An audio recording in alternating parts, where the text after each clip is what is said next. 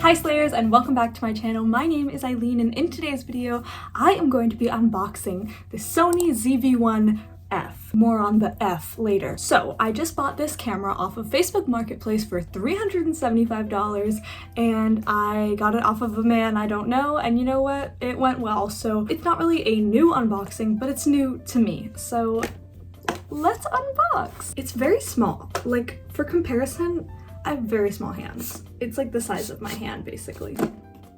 Small but mighty.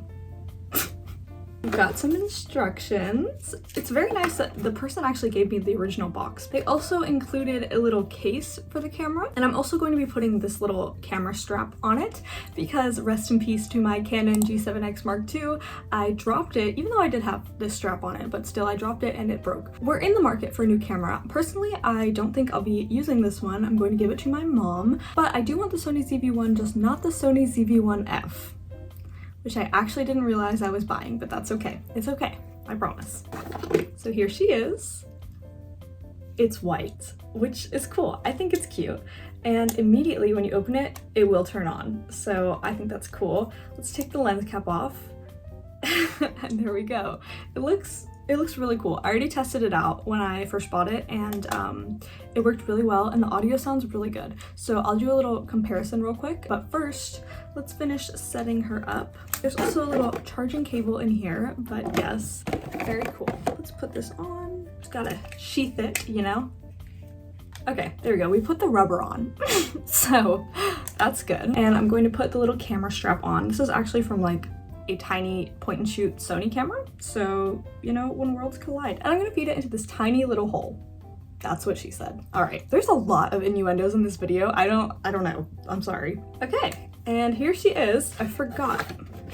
There's also a little muff piece that goes on top of the camera that is supposed to help with audio, and it like clips into the shoe and it can go here. I don't know if it'll go on with this rubber case around it, but it'll look like this, which I think is so funny that they made this white but not the lens cap. I don't really know, maybe this isn't the original lens cap. I have no way of telling actually, but you know what? I think it's really cute, so slay! Okay, now I'm going to talk to you a little bit about why I got this specific camera. So my mom, she wants to do content creation and she was looking for a little camera. She really wanted the DJI Osmo Pocket 3, but that thing is really expensive. So I was like, how about we get a beginner camera for like when you're first learning? And this is still a really good option, even though it's like beginner. It shoots 4K, it's touchscreen, it's really small, it's very portable, it's easy to use. It has a great autofocus and a great auto mode. And this specific camera is marketed towards content creation and vloggers, so it's a good fit. Now, personally, I'm gonna be real, I did think this was the Sony ZV-1, not the Sony ZV-1F, and the biggest difference to me is that you can't shoot raw photos on the Sony ZV-1F, and you don't really have a zoom lens, which I really should have noticed when I was buying, but it's okay because for what she specifically wants, this is totally fine, and honestly, as a vlog camera, it works really well, so it's not that big of a deal. I know if you ever watch like some of those comparison videos, they'll be like, the Sony ZV-1 is the best completely, but like honestly, this footage looks really good and really professional. So I think it's still a good buy, and it's really good for beginners, which is what my mother is. So I may be using this from time to time, but hopefully I will get my hands on a Sony ZV-1 or another Canon G7X Mark II, rest in peace.